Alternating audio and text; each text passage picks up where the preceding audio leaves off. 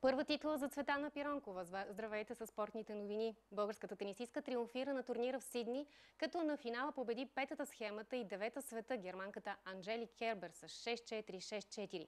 Първият сет започна с равенство, при което двете взеха подаванията си, последва размяна на пробиви, като първа подаването на съперничката си проби Кербер. След това Пиронкова набираше все по-голяма скорост, върна пробива и доведе резултата до 4-2 гейма в своя полза.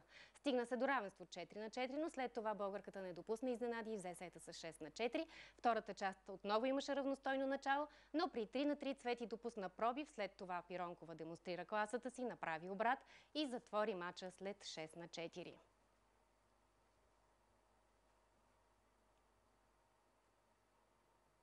Цветана Пиронкова няма да има много време за почивка. В понеделник започва участието си в откритото първенство на Австралия. Тя ще играе в първия кръг с испанката Силвия Солер Еспиноса, 79-та в световната ранглиста. Григор Димитров е поставен под номер 22 в схемата на турнира и започва с матч срещу американеца Брадли Клан, 95-ти в света.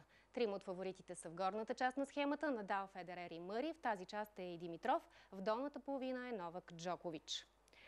Рома и